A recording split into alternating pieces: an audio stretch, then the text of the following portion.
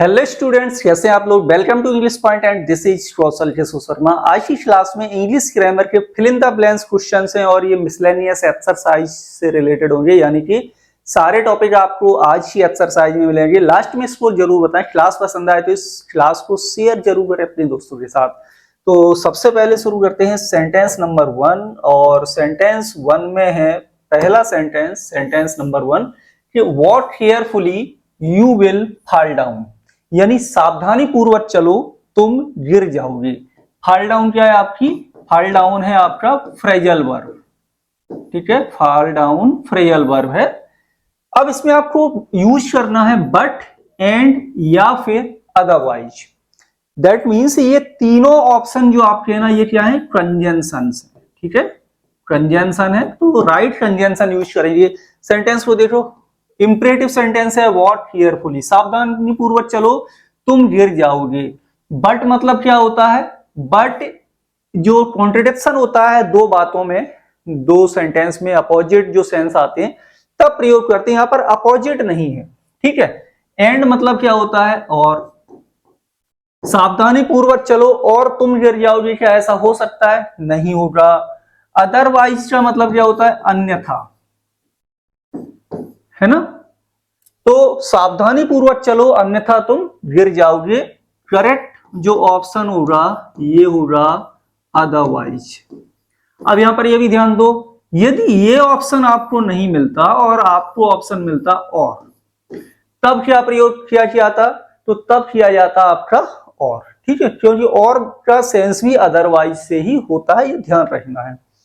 Next है second question, blank she works hard she will fail, वह कठिन काम करती है वह असफल हो गई, यानी वह कठिन मेहनत करेगी असफल हो जाएगी या फेल हो जाएगी।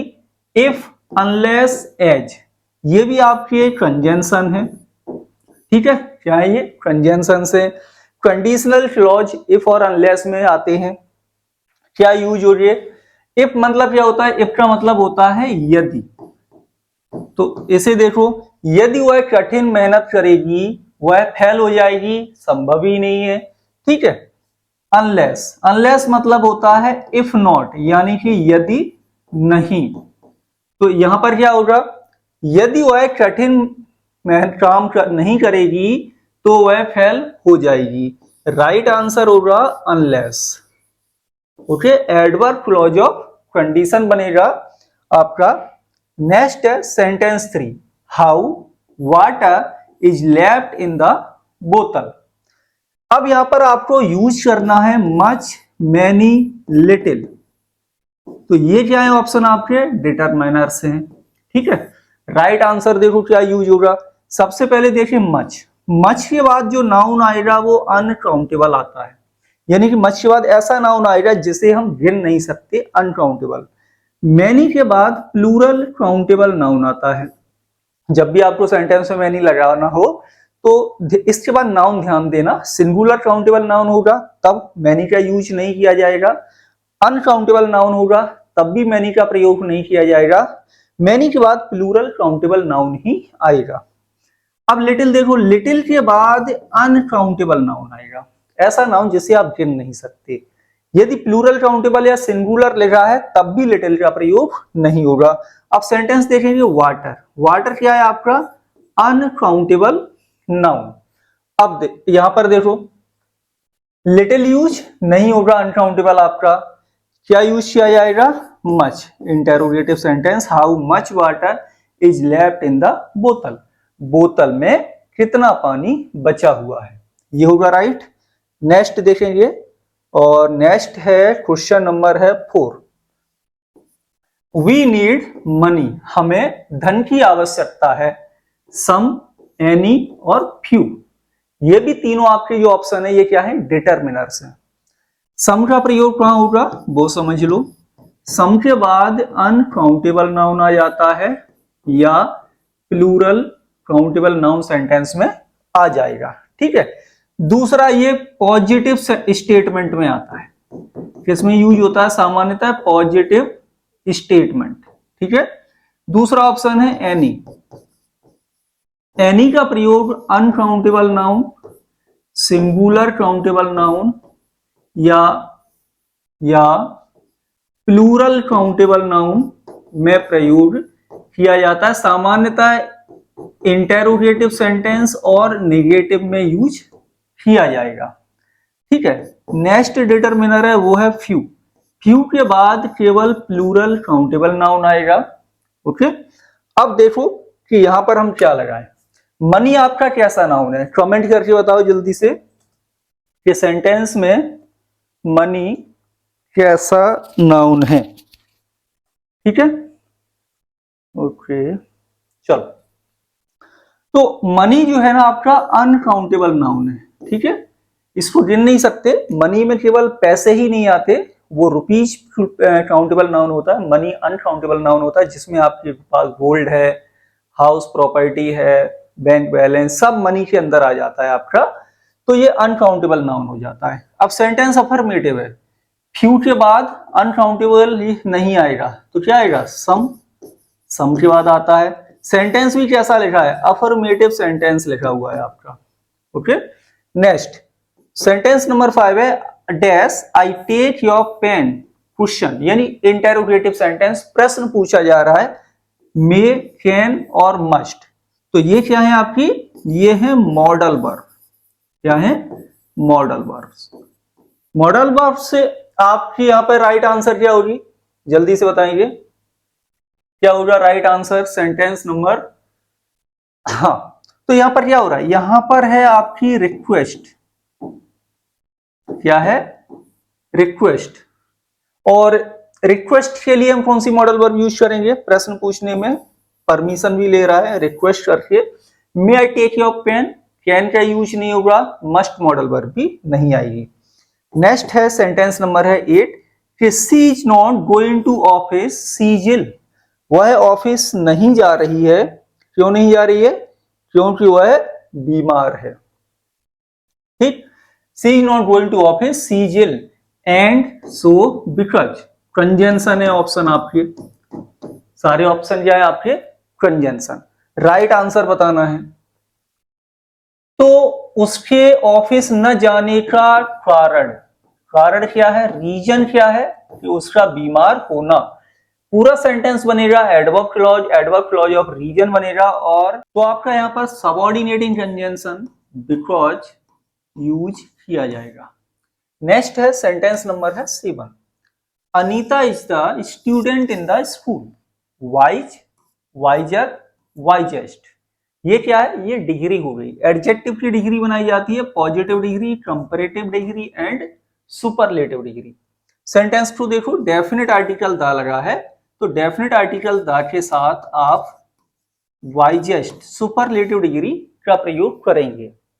नेक्स्ट है सेंटेंस नंबर है 8 everyone dash wear mask in crowded places should used and ought। कौन सा यहां पर हम ये मॉडल वर्ब्स यूज करेंगे? कौन सी मॉडल वर्ब यूज होगी यहां पर? तो देखो यहां पर वर्ब देखेंगे तो आपकी बेयर इन्फिनेटिव यानी कि प्लेन इन्फिनेटिव का प्रयोग किया गया।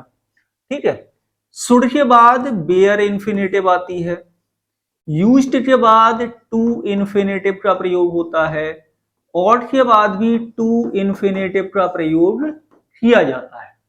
ठीक है, तो यहां पे जो राइट आंसर हो जाएगा क्या होगा? शुड। सॉरी, तो यहां पे जो राइट आंसर यूज होगा ये होगा शुड। नेक्स्ट है sentence 9 how students are present today. Question है मैनी और मच, दोनों क्या है? मच और मैनी आपके डिटर्मिनर्स हैं। हाउ स्टूडेंट्स, स्टूडेंट्स क्या है? Plural countable noun. मैनी के बाद प्लूरल काउंटेबल नाउन आता है, मच के बाद अनकाउंटेबल नाउन आता है। तो कौन सा डिटर्मिनर लगाएंगे यहां पर? सिंपल, तो यहां पर यूज होगा many. How many students are present today, आज कितने विद्यार्थी उपस्थित हैं। Sentence number 10 how milk do you take in tea, आप चाय में कितना दूध लेते हैं। मच या मैनी, तो मच के बाद अनकाउंटेबल नाउन, मैनी के बाद प्लूरल काउंटेबल नाउन, और मिल्क आपका है अनकाउंटेबल नाउन। तो यहां पर कौन सा डिटरमिनर लगाए हम? Much. How much milk do you take in tea, यानी आप चाय में कितना दूध लेते हैं। नेक्स्ट है sentence 11 dash you taken my pen, question है हैज हैव डिड। अब देखो हैज हैव हेल्पिंग वर्ब है तो ये आपकी परफेक्ट टेंस में आएगी, इसके साथ वर्ब की थर्ड फॉर्म आती है, इसके साथ वर्ब की third form. Did helping verb बनाएंगे तो पास्ट इंडेफिनिट बनेगा, इसके साथ वर्ब की फर्स्ट फॉर्म। अब मेन वर्ब देखो टेकन, टेक पास्ट पार्टिसिपल लगाए यानी कि वर्ब की थर्ड फॉर्म। यू प्लूरल है, प्लूरल के साथ यहां पर कौन सी वर्ब लगाएं, हैव। तो have you taken my pen, क्या आपने मेरा पेन लिया है, ये होगा राइट सेंटेंस नंबर 11 में। नेक्स्ट है सेंटेंस नंबर है okay 12 health is than wealth, good better best. Degree बनाना है, positive degree, comparative degree and superlative. Sentence पर ध्यान देंगे तो यहाँ पर देन लगा मिलेगा। देन कौन सी डिग्री में आता है, पॉजिटिव, कंपैरेटिव या सुपरलेटिव में, तो देन यूज होगा आपका कंपैरेटिव, हो जाएगा यहाँ पर better. Health is better than wealth, यानी कि स्वास्थ्य धन से ज्यादा अच्छा है। नेक्स्ट है 13 I stayed at home it was raining heavily, मैं घर पर ही रुका, बारिश बहुत तेज हो रही थी। बिकॉज, बट या फिर सो, ठीक है। अब घर पर रुकने का कारण, रीजन क्या, रीजन है बारिश बहुत तेज होना, तो एडवर्ब क्लॉज बनेगा, एडवर्ब क्लॉज ऑफ रीजन बनेगा, सबऑर्डिनेट क्लॉज है आपका ये पूरा का पूरा, और यहां पर ये हो जाएगा बिकॉज, ये हो जाएगा आपका प्रिंसिपल क्लॉज। स्टे के बाद एट प्रपोजिशन होम से पहले यूज किया जाता है, ये भी ध्यान रखेंगे। नेक्स्ट है सेंटेंस नंबर है 14 ही स्टडीड हार्ड, उसने कठिन अध्ययन किया, काफी मेहनत की पढ़ाई में। ही फेल्ड द टेस्ट, वह टेस्ट में असफल हो गया। अब ये काम किया लेकिन ये नहीं हो पाया, होना पॉजिटिव पास होना चाहिए था, तो दोनों सेंटेंस क्या हो गए, एक दूसरे के अपोजिट।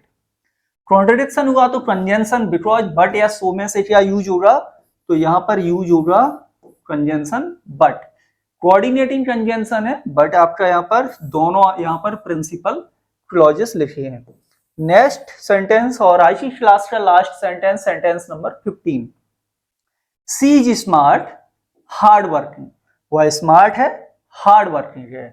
कंजंक्शन है बट एंड और, तो यहां पर क्या होगा, यहां पर जो राइट आंसर यूज होगा वो होगा आपका एंड, कि she is smart and hard working.